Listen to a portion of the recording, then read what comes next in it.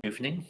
Welcome to this session on our Experiencing the Buddha's Teaching series. And we are now in the module that I call Navigating the Highs and Lows of Our Lives. As lives are full of ups and downs, highs and lows. And I think this is the third session. So we have been looking at, good evening. So we have been looking at these 8 sets of experiences, the main 4 pairs, contrasting experiences. And these are also called the 8 worldly concerns. These are 8 things that really concerns most of us in the world. So this is what may motivate us in our daily life. This is what we might hold as, at least some of us definitely hold them as very important. Very important to our feeling of happiness or unhappiness. So these 8 or 4 pairs of experiences are pleasure and pain. There's one pair. Gains, as in gaining or acquiring in particular things that we want or we desire, that we think are conducive to our happiness. So the gains of gaining this thing, which is wonderful. And of course, the opposite is to lose them, losses. Yeah. Losing what we hold dear and beloved. Right, so that is the second pair. The third pair of experiences are praises and blames or criticisms.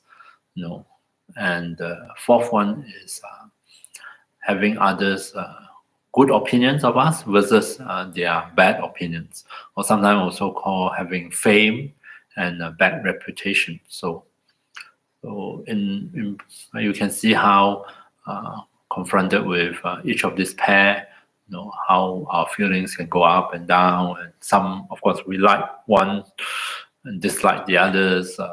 It's very easy for us to develop attachment, longing and holding and clinging to one set of it, and rejection, aversion, even hatred for the other set of it. And in between this, that's our life flows. Yeah. So these are the 8 worldly concerns, the concerns of the world.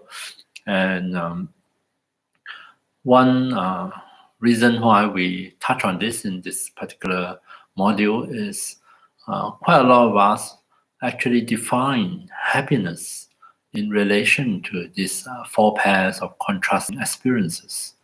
So it's not uncommon, although we may not do it consciously, but subconsciously or unconsciously, we may equate happiness with having 4 of those experiences, with pleasure, happiness with gaining things, acquiring things that you want or you desire, with receiving praises, sweet, nice sounding words, and having others' good opinions. For us, this equal happiness, at least for some of us. And therefore, of course, naturally, as part of that definition, when we experience the opposite, or even when we are not able to accomplish any of those experiences, if we were to have experience pain, or we are unable to find pleasure, if we suffer losses, or somehow simply couldn't gain what we really want, we may encounter criticisms or blames, or even what we desire, praises. They're not forthcoming. Not that people criticize you, but also nobody praise you. And the last one is, of course, having others or suffering others' bad opinions of us, or we long for fame, but we are not able to achieve it. People just disregard us. So then very easy for us to equate that as unhappiness and experience it as suffering. So this is probably not an uncommon way that we might subconsciously or unconsciously define as our definition of happiness. Yeah. And so this in this module, we want to explore a little bit. This kind of happiness primarily comes to us through our senses. For example, pleasure and pain in our daily life are associated with the different contacts or encounters with sights or sounds or smell, taste, and touch.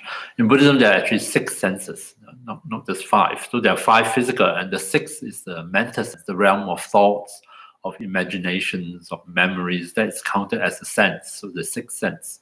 So for example, an example of pleasure of the mental variety is like reading a really nice novel. I'm a bookworm, so I love to read. So reading a really nice novel, of course, the words come to me through sight, through my eyes, but it's not just because I saw the words that I feel pleasure, isn't it? It's of course reading the words and pondering on the images that stir up in my mind, and the associations and the kind of feelings it brings forth. I might experience pleasure from reading the novel, and that's where mental pleasure arises. Of course, mediated through, in this case, sight, or if you prefer audiobooks, these days are quite popular. So then there's through sound, through listening. So one way of looking at this 8 type of experiences, or poetry, as someone said, poetry or writing. Poetry is definitely not just staring at the words, isn't it? It's reading it out, or reciting, and allowing the sound and the kind of associations that come to mind. So these are called the pleasures that come to us through our 6 senses in this way, primarily through stimulating the senses, sensory stimulation. In Buddhism, we call this sensual pleasure. And so there is, we can acknowledge that there is happiness of sensual pleasures, which is wonderful, isn't it? When we receive praise, who would like to be praised? Provided the person is sincere, not trying to get something from you, as part of their manipulation of you. Then whether we like it or whether we want it or not, we feel there's this uplifting feelings when we are praised, when we are appreciated, and when people verbalize that, or when we know that we are having many other people's good opinions, and for a lot of us that is a good thing. We are happy about it. Maybe not having much encounter with fame, then we might not have much reactions, but maybe suddenly, like me, you find yourself on YouTube and you start getting the light starts to go up. It's like people like you. You don't know who they are, of course, but there's a kind of a sense of elation sometimes, isn't? Especially if every video you put up, you got a lot of likes. Suddenly you become famous, and then you might find that you have a different reaction. You do have a reaction to fame, which you might not be so aware of. And we actually, in general, we do like to receive others, to know that others hold us in positive regard, that hold good opinions of us.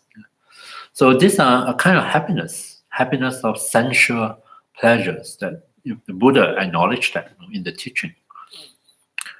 So what's wrong with them? Is there anything wrong with happiness of sensual pleasures? Maybe not, And really, maybe that might be my priority in life, is to get as much as possible this happiness of sensual pleasures. Of course, to not suffer the unhappiness of sensual pain and suffering. Because, of course, through our senses, including the mind, the opposite can arise, unpleasant sensations, unpleasant experiences. And in this module, navigating the highs and lows, we are sort of asked to, wait a minute, pause and reflect a little bit about the happiness of sensual pleasures, and whether is it really that wise to make achieving this type of happiness our highest goal in life, our highest priorities, to define our true happiness in relation to sensual pleasures. If we get it, we are happy. If we lose it or we can't get it, then we can't possibly be happy. Because there's a catch here. with sensual pleasures. It's in the very nature of this kind of experiences, which I'm sure is so obvious. We all know it is very changeable. It's very it's conditional, and and the problem is a lot of time the conditions are not within our control, and so it is a very kind of unreliable, maybe the way to describe that. And so at one point, a particular phase in our life, we are so happen to be blessed with the conditions for us to experience the various form of such sensual pleasures. Then wonderful, we are happy,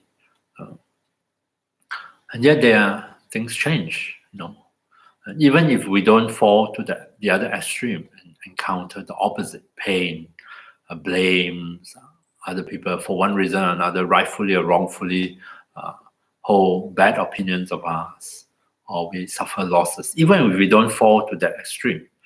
Even the fact that our so-called pleasures starts to fade because conditions change and they can't last forever. And we shift from one phase of being really happy into another phase where, hey, what happened to all my sensual pleasures? They seems to be diminished. They seems to have changed, or move on and disappeared. Most probably will react by saying that I'm no longer happy because my happiness has gone away. So that is always the problem or the issue with sensual pleasures. They are transient nature. They are very changeable natures. The fact that they are conditional and dependent on various factors and conditions, a lot of which are not directly under our control, means that if we were to make happiness of sensual pleasures our highest priorities, we may well be setting ourselves up to experience a lot of disappointment. And if you are unfortunate to receive an abundance of pain or whatever, we will really be unhappy or miserable, so to speak. So maybe it is not the best form of happiness to make as our ultimate goal in life. So are there other kind of happiness available among the different topics we covered in the earlier modules? We end with the module of karma, and karma teaching of Buddhism, teaching of actions. Our actions have consequences. In particular, when we cultivate wholesome actions, virtuous actions, they are conducive to happiness. And if we were to create a lot of non-virtuous or unwholesome actions, then they are conducive to suffering. So karma teaching point to a different kind of happiness, a happiness that the Buddha called the happiness of blamelessness. It's a funny name, blamelessness, free from blames. Or another way of looking at it, maybe this day, free from regrets. Because if, just think of it this way, throughout one's life, one do one's best to uphold and live according to one's highest ethical principles. Of course, not perfectly, but we do our best. We hold that as something important, to be a good person, to abide by our own ethical principles of what is good, what is right. And we really make a sincere effort to live in accordance with it, to act in such a way that as much as possible, we act from a virtuous motivation, a wholesome intention. And through that manifests in actions, in our behavior, in our speech, and if possible, even in our thoughts, the kind of thoughts we nurture in our mind. So if we were to live our life like this, in this way, then according to the Buddha, we are able to experience a subtle form of joy or happiness, one in which, if we were to look back, we can feel quite free from blame. I wouldn't say perfectly, but we feel, we have really done something good with our life. We have really lived according to our own ethical principles. And there is a kind of happiness that come forth from this, the happiness of blamelessness. And this is one form of happiness that the Buddha touch on and talk about in his discourses and recommend to us to consider. So this is another alternative to the happiness of sensual pleasures. In fact, when there are occasions where we can contrast these two kinds of happiness, and you might, according to Buddhist teaching, tend to highlight the advantages of the happiness of blamelessness over and above the happiness of sensual pleasures.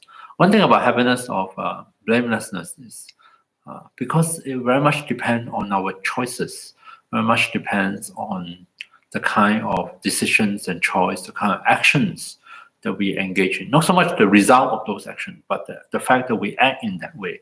Outcomes of our actions are, again, not often under our control because there's the interaction of many other factors. But at least we can hold true to the fact that we try to live according to our best intentions, that we try to act out of wholesome intentions. So that part we can at least work on, sincerely work on that part, and might achieve a certain measure of success in that way. And so happiness is an interesting kind of happiness. Sometimes I think it's good to pause a bit and reflect on how does that feel like, And this kind of happiness, we have to do it consciously. It's not enough to say, you look back and say, oh, just because I'm stranded on, this is a hypothetical example, I'm stranded on an island, there's no human being inside. Of course, I don't have a chance to harm any human being. So, is that ethical? Probably not. Yeah, because in that case, it's just we so happen to be find ourselves in the circumstances which there's no opportunity for us to act in a harmful way. But that alone is not counted. It's not quite ethical living or living in accordance to our ethical principles. It does involve a certain degree of mindfulness and awareness and making very conscientious choices in terms of our action, to act or not to act, based on our inner conscience. Yeah. So if we are able to do it mindfully, with full awareness as much as possible, then something come back to us just by living our life in that way, by making such choices again and again. It's a sense of wholesomeness, a sense of a joy or fulfillment or completeness, or you can call it the happiness of a clear conscience that we have as much as possible live with the best intention in mind, to act with the best intention in mind. And that confer upon us a form of happiness, which the Buddha called happiness of blamelessness. It's almost like at the end of one's life, we will look back, we can actually say, no, we don't have any regrets. Isn't that wonderful? In fact, I think once in an interview with His Holiness the Dalai Lama, I'm not sure by who, I have a feeling it's Oprah Winfrey, and she ever asked the Dalai Lama, did he have any regret? And His Holiness said, no. I don't think he meant that he made no mistake at all, but nonetheless, he has no regrets in the sense that I'm sure he has acted at each occasion with his best motivations, best intention. And it's quite unusual, for someone to say, looking back on one's life, on all the many choices, all the many different actions, to be able to say that they have no regrets in a positive sense. Yeah. I'm sure there are also other people that have no regrets on all sorts of other things that they have done. Yeah. And to be able to do that, I think along with it comes a different kind of happiness. So there's one type of happiness of blamelessness, of a clear conscience as an alternative. There are another form of happiness also mentioned or taught by the Buddha, the happiness of loving connection with others. And this is a happiness built on nurturing the heartfelt quality of loving kindness and compassion. So if we were to make a sincere effort to nurture these qualities, could you say he has been himself as best as he can be? I suppose there's another way of putting it, that I've done my best and this is the best that I can do. Well, I'm not sure what's going on in His Holiness' mind, but another way of talking about clear conscience or blamelessness, no regret, is of course having the confidence that at any or at every opportunity we well and truly have done our best. There's another way of looking at it. That I will agree to that. All right, happiness of a loving connection is another happiness that we can have and enjoy through nurturing and cultivating the quality of kindness and compassion and the usual, what I mentioned previously, last session, joy and equanimity. Nurturing these heartfelt qualities and express them in our relationship with others. And in so doing, nurtured a very close, loving connection with others. Not necessarily closer, but a loving, compassionate connection with others. Of course, with certain people, we can be very close, but with others, maybe not. Maybe it's just physically not possible. But nonetheless, we cherish and able to maintain such a connection with others. And there is a kind of happiness that come out of a life lived on the basis of kindness and compassion also. And of course, kindness and compassion are wholesome states of mind. So this again related back to the teaching of karma, related back to the teaching of ethics. But this is highlighting among all the different wholesome qualities, these few wholesome qualities of the heart, of kindness, of compassion, of appreciative joy and equanimity. And if we were to nurture these qualities and manifest them in our actions, in our relationship with others, then again, out of it comes a different kind of happiness. So you may wonder, what is the difference between this kind of happiness and the happiness of sensual pleasures? When we have the pleasures of another's company or another person's sharing or doing things together, sharing our life together. What is the difference between these two types of happiness? From my point of view, my interpretation, happiness of sensual pleasures, when applied to the situation of other people, other human beings, has a tendency to view others as objects that facilitates arising of pleasant feelings within us, or they themselves become objects that we desired.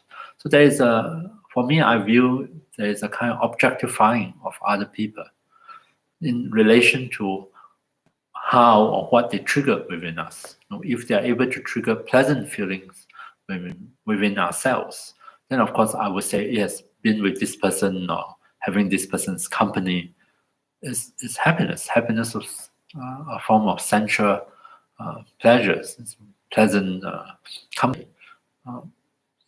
Whereas happiness of loving connection tend not to, at least in the best form of it, tend not to view others as not so much in relation to me, what sort of feelings they are bringing to me. They are not an object of my possessed by me or enjoyed by me, but it's a relationship with others as themselves, as another human beings, very similar to me, wanting to be happy, not to suffer, and to relate to them as who they are, not as a kind of object or for my enjoyment. Does the happiness you get from helping or serving others fit into this category? Now, which category, when we serve others or when we help others, which category does that happiness fit into? Well, it depends. We have to look into ourselves and see. Sometimes it's quite difficult to tell, to see where we come from, where we are coming from. And this is really difficult to differentiate sometimes, But occasionally, like take the example, we help someone. I was reading a book, a Buddhist Dharma book, and talking about the practice of generosity. and this Buddhist teacher, I think Joseph Goldstein. This is one of the new books that he co-wrote with someone. He mentioned a story of him trying to practice generosity in India. And at one point of time, he was buying some fruits at a fruit store, and along beside him tagged a young child, a beggar, which is very common in India, who literally just follow him around. And so finally, after he bought some fruits, he turned around and he gave a few of the fruits to the child. And what the child did is, I can't remember if it's a he or she, just took the fruit, turned around and walked off. There's no smile, no thank you, no appreciation at all. And he was quite taken back by that reaction. And also he noticed that he reacted to that.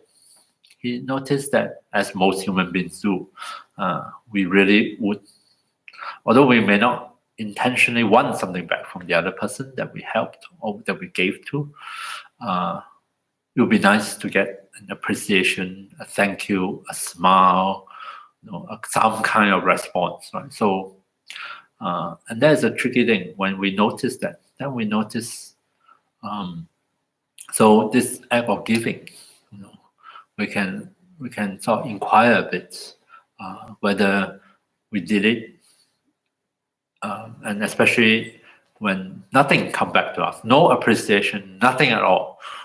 It's almost like taken for granted that this is of course you should give it to me. What are you talking about? How do we react to it? And maybe based on our reaction, we can investigate a bit and wonder a bit. Did I act out of genuine love and compassion? Do I also, underneath all that, seek something in return for myself? Am I doing it, in other words, helping you and also helping myself? All right.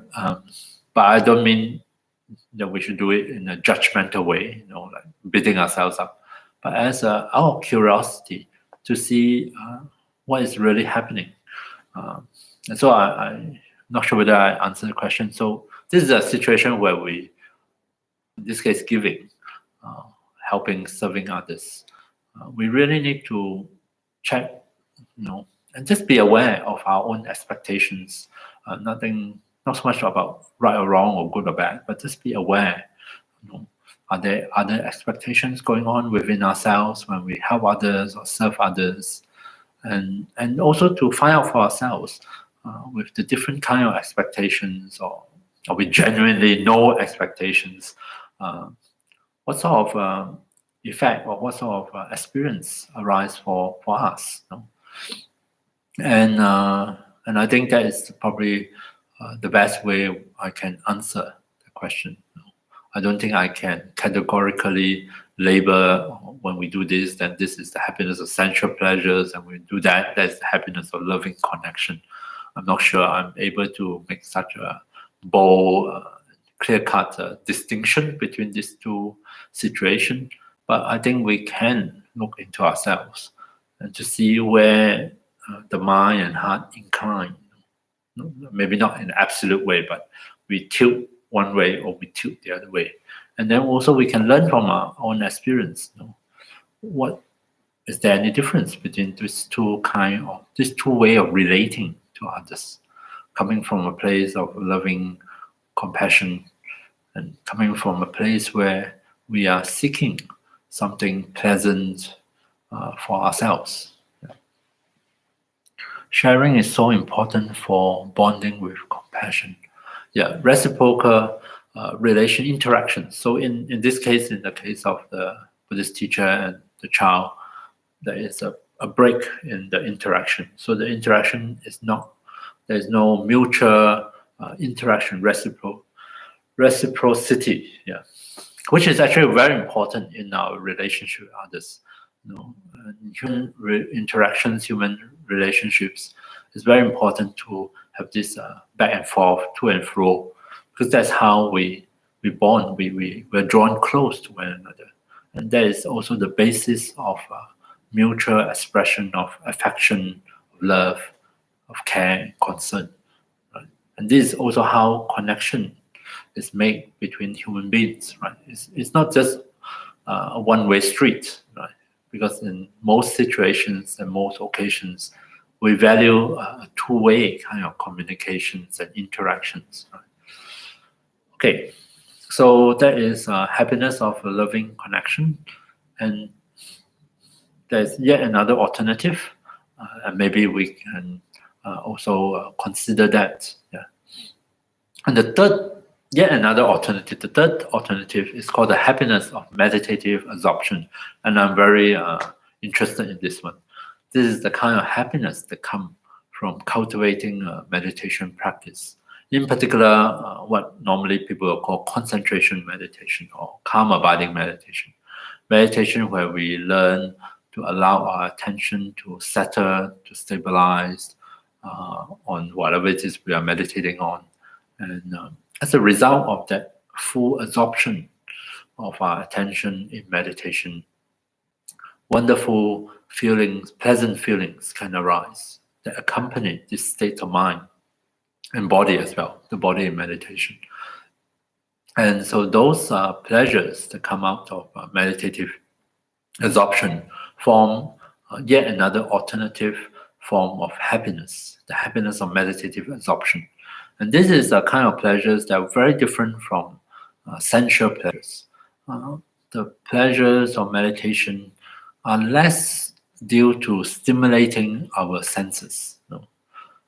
Because in order to have that, the pleasure of the stimulation, sensory stimulations, the objects of our senses must constantly change.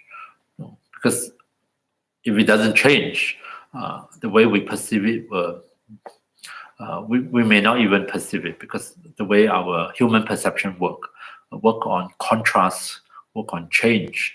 So there is a demand to keep having new stimulations. Yeah. So that is one characteristic of sensual pleasures. Whereas the pleasures that arise in meditation is a bit different. Not so relying on stimulating our senses. A lot more comes from within ourselves, instead of from outside. Come within ourselves, come from the harmonious functioning within ourselves of our own body and mind. And when we are able to bring about that harmonious functioning, when factors gathered and they are able to function harmoniously together, out of that comes correspondingly some pleasures or pleasant sensations, quite exquisite, also quite different from the pleasures that come from sensory stimulations. Yeah. And this form yet another alternative, the happiness of meditative absorption. So here we have two sets: happiness of sensual pleasures, for example, represented by 4 out of the 8 concerns of the world. Pleasures, literally pleasures, body or mind, pleasures from stimulating our senses, through our 6 senses, gaining something that we desire, receiving praises, and having others positive regards or good opinions. Yeah. So happiness of sensual pleasures versus, on the other side, happiness of living one's life ethically, happiness of blamelessness, as the Buddha called it, happiness of forging, sustaining, loving connections with others, built on the wholesome qualities of kindness, of compassion, joy, and equanimity. And then the happiness of meditative absorptions, which is quite free from preoccupation with sensual pleasures. And so it's a different kind of pleasures. Yeah. So today we look at, we put this in two groups and invite ourselves to explore and to consider the pros and cons of which one. And maybe you might, so the idea is, instead of, doesn't mean that we need to deprive ourselves of sensual pleasures. And anyway, we can't do it. No.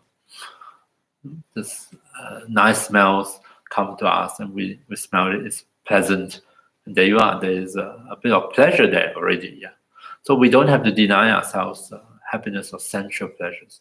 But the idea is maybe a better strategy of finding happiness for oneself, short-term or long-term, in this so-called small scope of the teaching, is instead of making happiness of sensual pleasure our highest priority, maybe it is wiser to look to other forms of happiness and make them, give them a greater priority, greater importance, and to devote energy and attention to them, to cultivate them.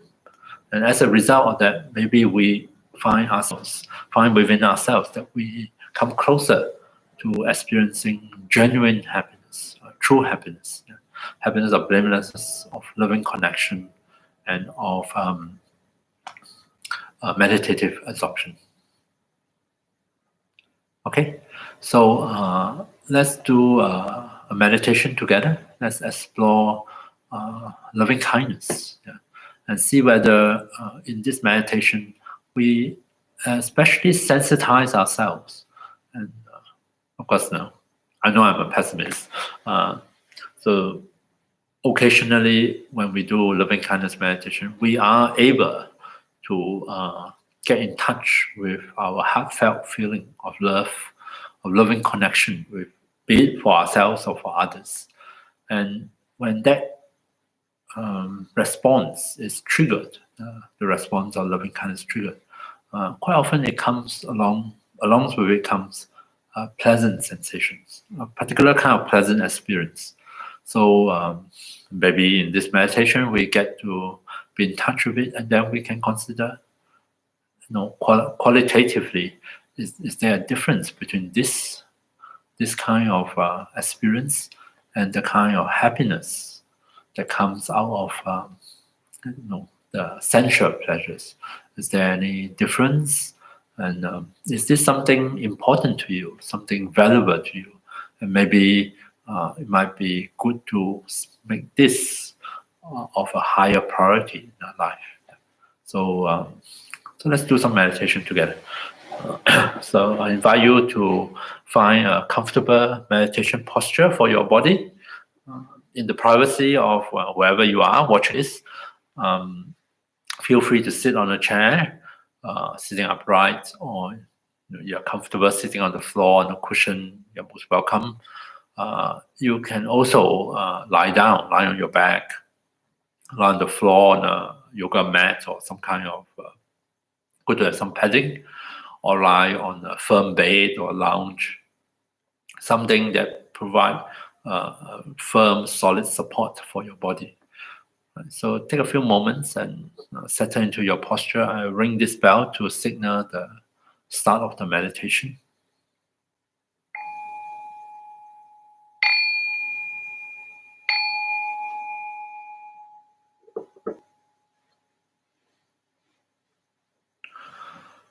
So take care that in the posture you have adopted, that your spine, the entire length of your spine, is at ease and comfortable as much as possible. Especially the more vulnerable areas of the neck and the lower back. Take care that your posture is not introducing additional strain or tension into these areas. Rest our hands and arms on some support so that we do not need to tense up our arm muscles. We don't have to hold our arms up in any particular way. Feel free to close both eyes completely if that works best for you. Of course, you are most welcome to leave them open or half open, whichever you are used to. So give our body some time to adjust, to find its way into the posture. We can facilitate that settling down process by paying special attention to the sensations coming through from beneath us, coming through from at the points of contact between our body and our seat, our body and the ground. Notice sensations that we associate with solidity, with firmness, with stability. And see if we can In this way, convince our body that it is resting on a very stable support in this posture, and that it is kept in a state of balance and safety by this posture.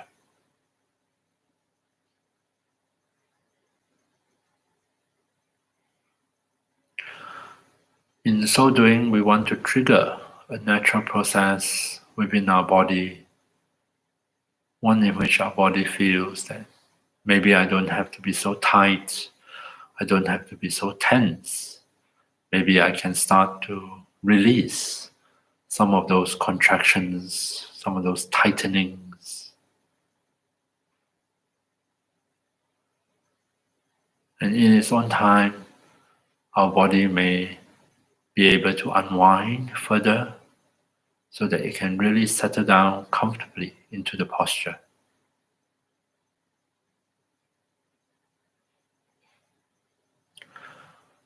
The next step is to take a few moments or few minutes at least, just to help our body and mind to transition into meditation, to put aside anything unhelpful or unnecessary.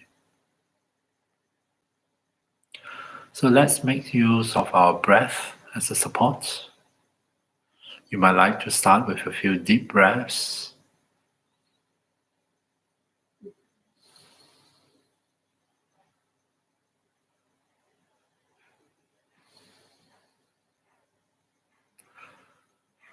And then we allow the breath to settle back to its natural rhythm without the need to control it in any way.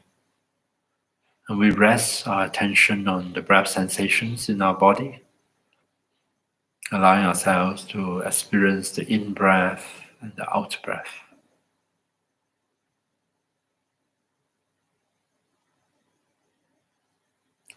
So at least for a few minutes, we invite our attention to reconnect with the breath sensations again and again.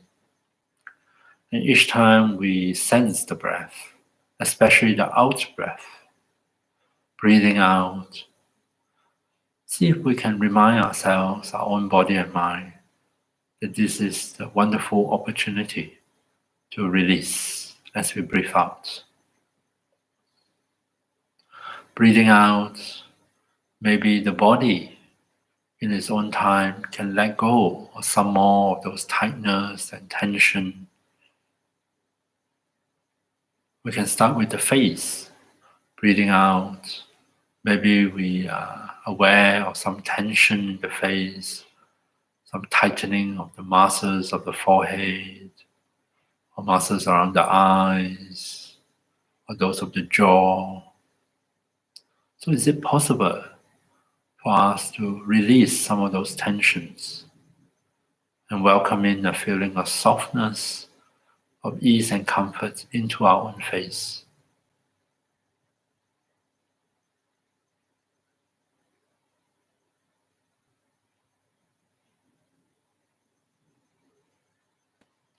So attending to the breath, breathing out, maybe more of those physical tightness and tension can flow away with the breath.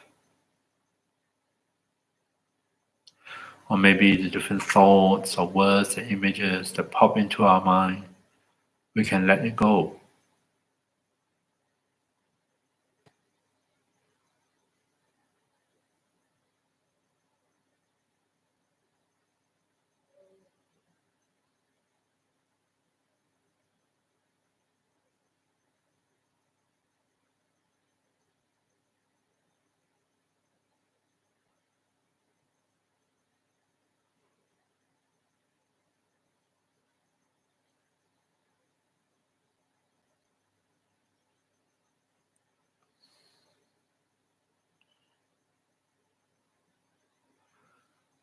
And now, putting aside the breath, let's turn our attention to cultivation of loving kindness.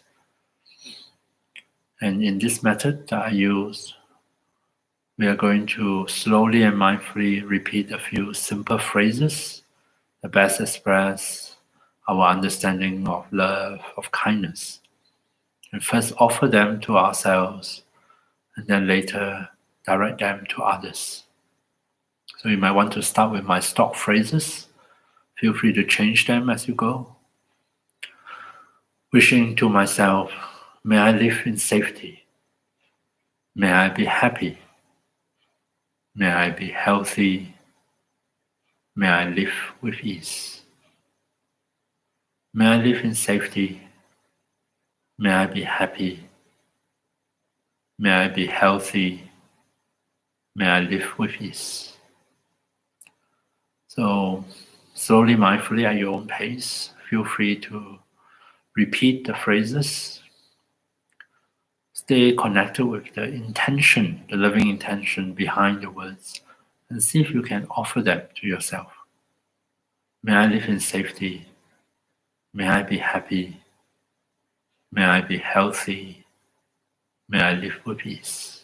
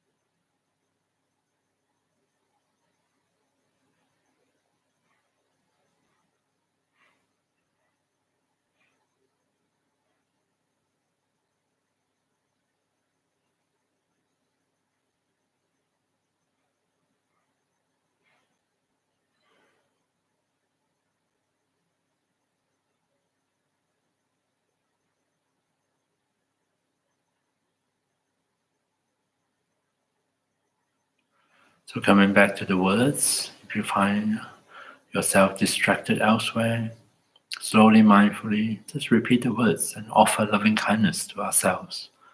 Not to worry about the feelings or the absence of feeling. We allow the words as a vehicle to convey our loving intention to ourselves. May I live in safety. May I be happy. May I be healthy. May I live with ease.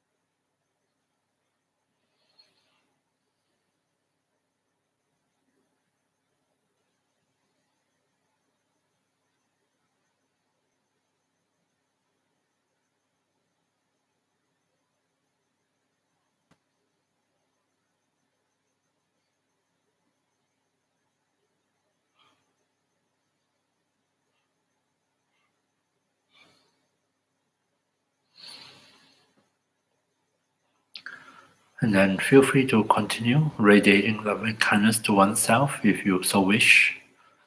Otherwise, you might want to consider shifting the focus from oneself to other people, especially those closest to you.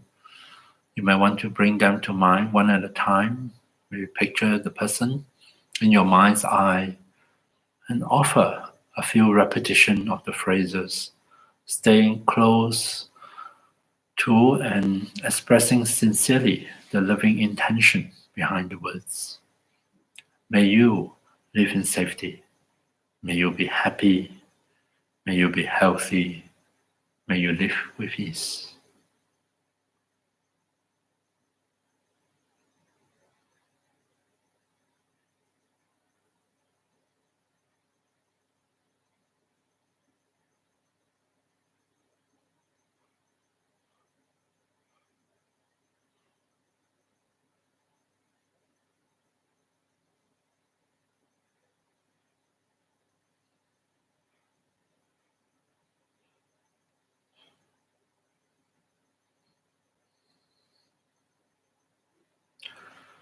Coming back to the person you're radiating loving kindness to, see if you can stay close to the people closest to you, one's family, close friends, people that we love, we care about. Take this opportunity, bring them to mind. Connect with your heartfelt feelings of love and concern for them. And in this occasion, try to express that in words in our mind in this meditation. May you live in safety. May you be happy. May you be healthy. May you live with ease.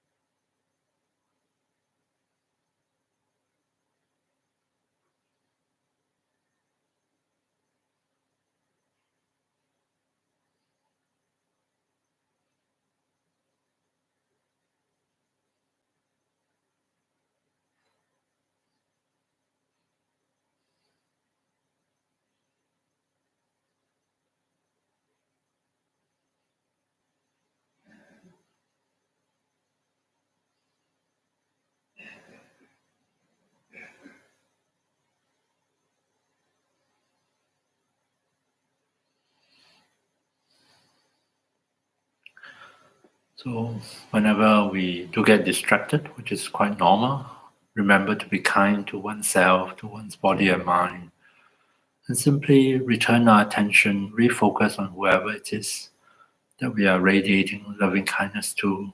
Take a good look at the person, reconnect with the intention in our own hearts, and offer the phrases of loving kindness. May you live in safety. May you be happy. May you be healthy. May you live with ease. And sometimes the warm, wonderful feelings we come to associate with love may simply arise in our meditation. Entwine the feelings among the words and offer it to the others. May you live in safety. May you be happy. May you be healthy. May you live with ease.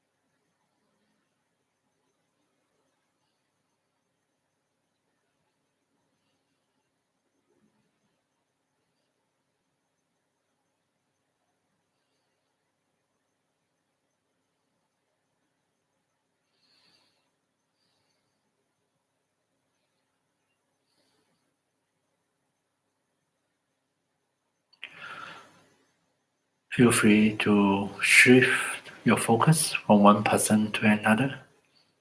Spend a long time or a short time with each one of them, but with each individual, see if we can sincerely, from the bottom of our heart, at least wish them, may you live in safety, may you be happy, may you be healthy, may you live with ease.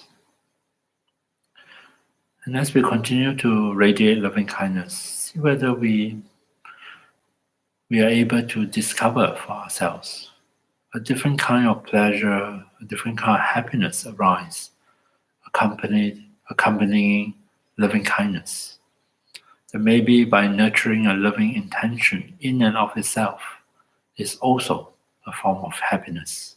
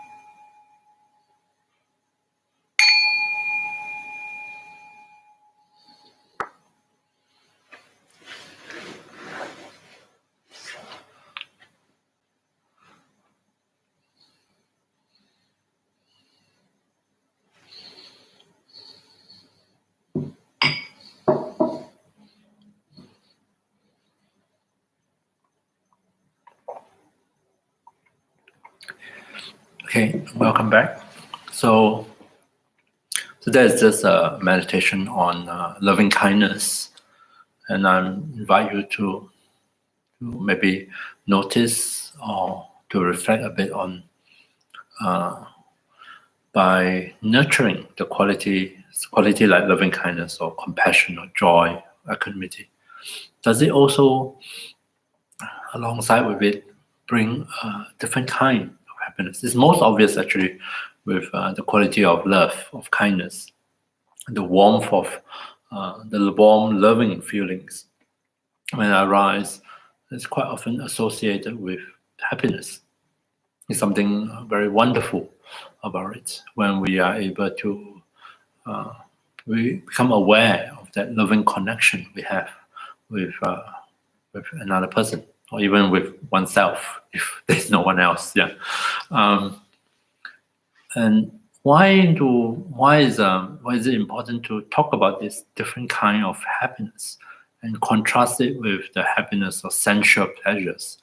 Because one thing that makes the changing experiences of pleasure and pain, gains and losses, and so on and so forth, a lot harder to bear or a lot harder to deal with is if we were to, as I mentioned earlier, define our happiness, the whole totality of our happiness, if we were to equate it with, let's say, with experiencing pleasure.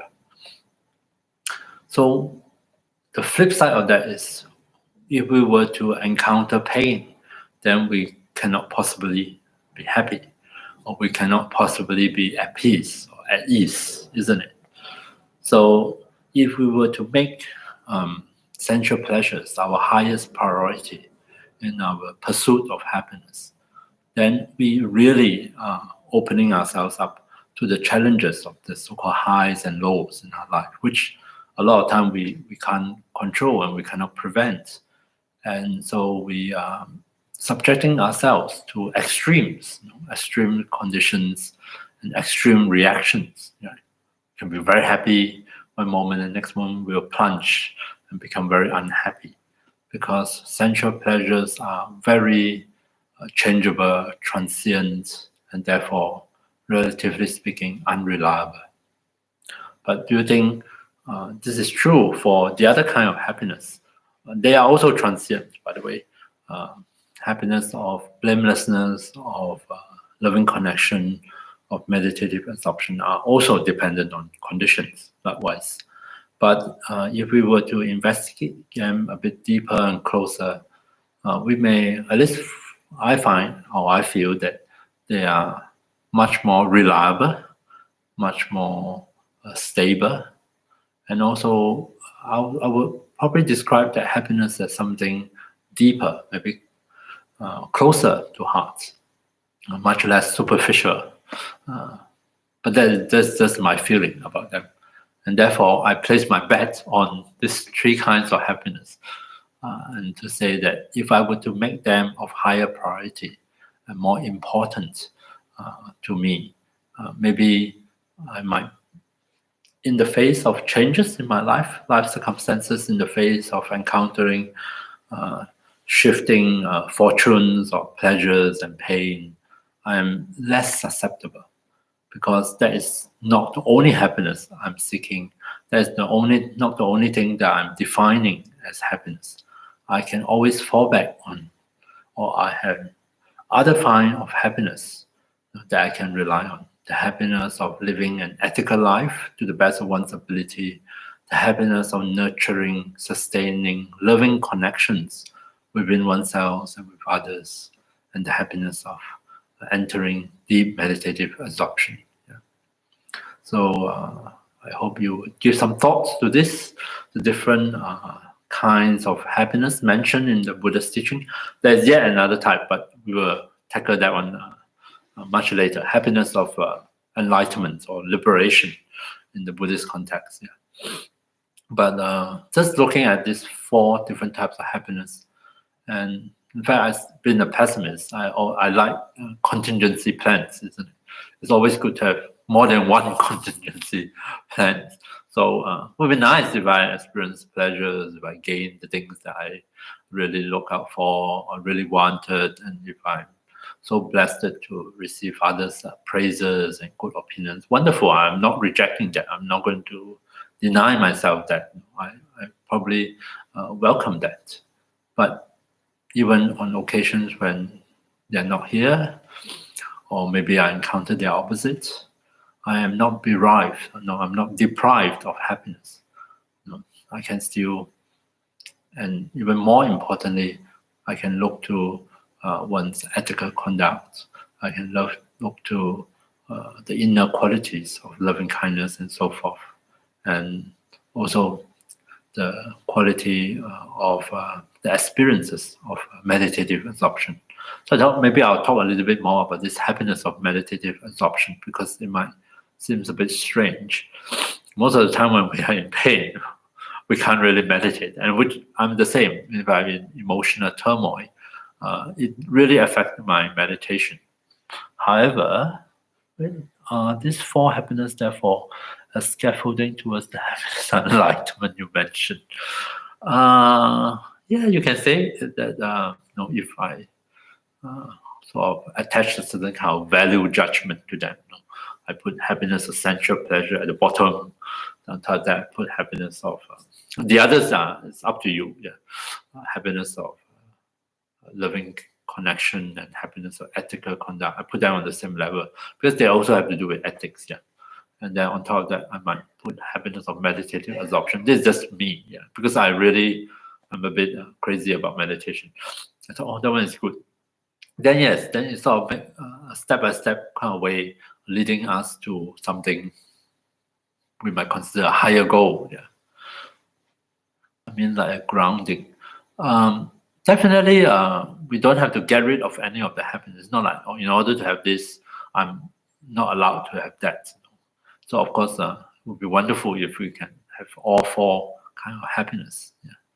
I came across this teaching of the Buddha that describes the path that he set forth, the spiritual path that he set forth as one that go from happiness to happiness. And always remember that teaching, that the Buddhist path, the spiritual path, is really, I mean, we encounter suffering, of course, we can't deny that. But really, we can look at it as learning to become happier and happier, learning to build on the deepening understanding of happiness so that we sort of bring together or draw towards ourselves the different kinds of happiness. So building on one kind of happiness and yet another, create a really good foundation for us to progress on the path. Much better, in my own opinion, than one that this whole idea of no pain, no gain, building on pain, on suffering, on being miserable. Of course, it's true, and maybe in another person's experience. But personally, I really prefer how can I develop and enhance my experience of happiness and transform the experience of happiness from one level based on limited by my understanding at that moment to yet another. So it's enriching experiences of becoming more and more open to what is actually available to myself or others, the great variety of happiness, and not to limit oneself to just a particular one, limit happiness to merely sensual pleasures. Because there are many other things in life that is really wonderful. Happiness of meditative absorption is a kind of bliss that we can experience. It's available to us in our meditation, in our cultivation of meditative concentration or absorption. The mind of meditative absorption is a mind which is free from attachment to sensual pleasures. You do have to, if you are preoccupied with sensual pleasures, if I'm preoccupied with what I'm going to have for dinner, it will, of course, interfere with meditation. Right? Also, it's a mind free from the interferences of unwholesome states of mind. So these are the two, sometimes called the seclusion of the mind. The mind is secluded, separated from the attachment to sensual pleasures, secluded from unwholesome qualities of mind. Unwholesome quality like holding ill will, the wish to harm others, especially when we are pissed off and we naturally and quite unconsciously we react in that way. Also separated from other unwholesome qualities such as unwholesome or disturbing qualities of mind, such as restlessness and worry, such as unhealthy form of doubts, where we are very unsettled and we are constantly wavering from one to another, from greed, attachment, and also from anger and so forth. So in itself is a wholesome state of mind. And when those factors and qualities that facilitate meditative absorption come together, and the mind is able to abide and function harmoniously, no more struggle within, no more fragmentation, a different kind of pleasure and happiness arise for this mind. It's almost like experiencing our body and mind, the smooth functioning of body and mind. Everything just happens easily, no conflict, no struggle, no striving, and no need to use willpower. And that smoothness of functioning. A lesser version of it is known these days as flow, the psychological state of flow, which sometimes people enter into. Also characterized by absorption or attention when you're very absorbed in a certain performance, for example, to the extent that you lose any sense of self-consciousness. And there is something very exquisitely pleasant about states of experiences of flow, which is a psychological term. And meditative absorption belongs to that category, but a much more intense form of experience. So I hope with this brief kind of introduction to other types of happiness, we might be able to, so we broaden our options and might encourage us to reconsider, what are our priorities in terms of happiness. That maybe we can shift the emphasis from viewing happiness or equating happiness with sensual pleasures to recognizing and becoming aware that, hey, there are other forms of happiness also available to me and others, and they are in their own way worthy of cultivation, worthy of nurturing, worthy of our attention. And maybe in our daily life, we can nurture those.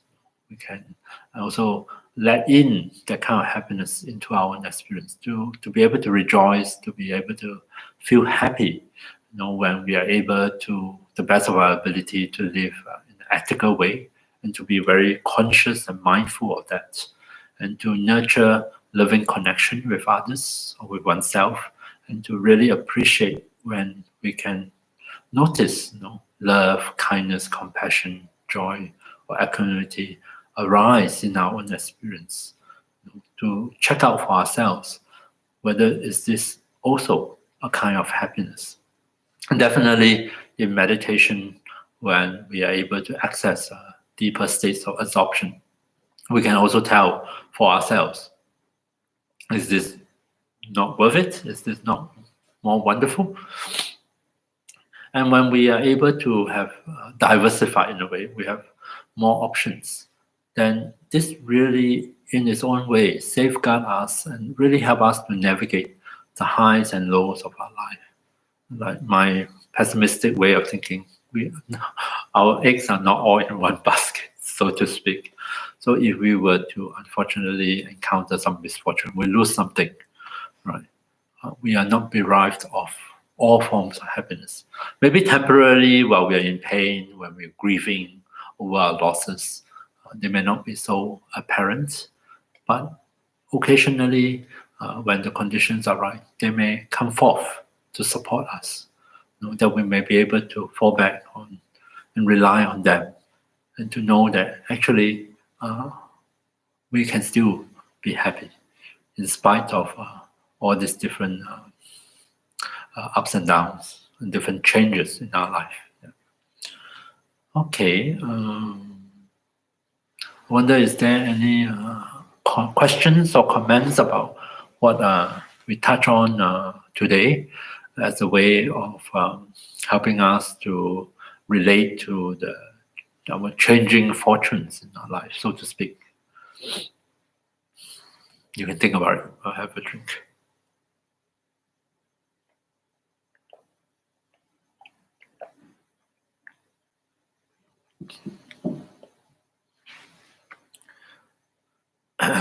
If not, then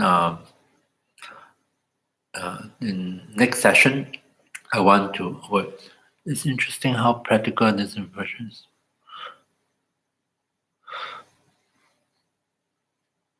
Yeah, I personally find this teaching from the Buddha, this particular, also this skillfulness, this way of presenting, different kinds of happiness, and of course there is a goal leading to the happiness of so-called enlightenment. Yeah, very interesting tactic. It's a strategy involved. It's like progressively leading your attention from one to another, and in so doing, highlighting the contrast between the different kind of happiness, in particular between happiness of sensual pleasures and the other three types of happiness, And the Buddha is very skillful and quite often create this kind of contrasting situations. And because human perception work best on contrast. If there is a contrast, we see things clearer, we notice things, we are more attentive to it. And so he has this particular way. I don't know whether he does it consciously or subconsciously. He likes to put one against the other and ask you to be your own judge. So which one you think is better? And also highlighting the disadvantages of devoting one's life and making sensual pleasure as our highest priority. He quite often says that sensual pleasures may not be worth your while, because on one hand they are transient, they change. No matter how hard you try, it's simply not possible to feel every single moment of the day 24/7 with pleasant experience. It's almost impossible, because you have to work very hard. After one pleasure fade, you must immediately follow by another. And also, it's probably not a good strategy for happiness. Yeah. And also with pleasures, the more we kind of get used to it. I think people talk about the set point of happiness. Once we get used to a certain degree of pleasures, we no longer notice it. We sort of go back to, we sort of recalibrate it as the baseline, and then we need to look for different stimulation or more intense stimulation. So it's sort of like a bummer if we make this our definition of happiness. And also he wants to highlight that in the process of acquiring quite a lot of these sensual pleasures, we also encounter a lot of difficulties, a lot of hardship, a lot of pain and suffering. So there is a price attached to it. Yeah. And so by contrasting this with the other, he's trying to encourage us to gauge for ourselves and to maybe realign our definition of happiness. And also to check out for ourselves. It's very important not to just take it in, but to really digest some of these informations and ideas and to consider it deeply for oneself. Is it true for me? Do I agree with it? If I put it into practice, can I see any confirmation? Anything that would convince me of its validity, whether it's true or not. And I find in my own experience that is very important, regardless of how sacred the source of that information may be. It's often best to test it out for ourselves and to see it verified in our own experience. And that, I think, is the most convincing way to go about doing it. Because at the end of the day, we have our own experiences to fall back on. We may still make mistakes, of course, but at least we can say that in our own experience, we have found this to be true. And by repeating that, it has proved to be very reliable. And I think that is a source of conviction for ourselves. So I would encourage each one of us to explore a bit, to also to consider, whether it is true that by living ethical life, does it in itself, without looking into some future, like quite often karma is associated with enjoying the fruit in some future life. That may be true, but just the fact that in this moment in our daily life, we are being more mindful and conscientious in our behavior, in our actions, and doing our best to live according to our ethical principles. Does such actions in and of itself bring a kind of happiness or peace to us? Is that true or not? A life of clear conscience, as much as possible. And how about a life of nurturing loving kindness and compassion? Can we see for ourselves here and now any benefits that come out of it? Would I call that happiness? And definitely in meditation, to test out and see whether when we are able to enter into deepening level of absorption, not have to be the perfect one, even relatively shallow level of absorption, when conditions come together within ourselves, we say, hey, not such a bad experience after all. Will I also consider that as happiness? And if we find that to be true, would we consider readjusting our priorities? That's actually the main idea. Reset our priorities with this whole long-winded sort of presentation. The main idea of this small scope part of the teaching is to encourage us to make as priorities, not just the pursuit of sensual pleasures, but to value other things in our life, to value ethics, because it makes a difference, to value qualities of kindness and compassion, especially in our relationship with others, and to value the cultivation, in particular, of our mind. Meditative absorption or concentration is a habit of the mind. Instead of letting our mind running all over the place, following our whatever habits we may have, indulging in them, and following, preoccupied with thinking in a particular way, quite often associated with some unwholesome qualities. Can we rein it back? Can we encourage, shift our attention and nurture different habits? And is that not a better way to happiness? Okay, so I think that's all I have in mind to present this session. Next sessions, which should be the last session of this module, then I still have 4 more experiences I want to cover: praises and blames and good and bad opinions of others. And we can take another look at how we can relate to those 4 sets of experiences. So thank you very much for your attention this evening, and I wish you to have a good week ahead and stay well, stay safe, and hope to see you next week. So thank you. Good night.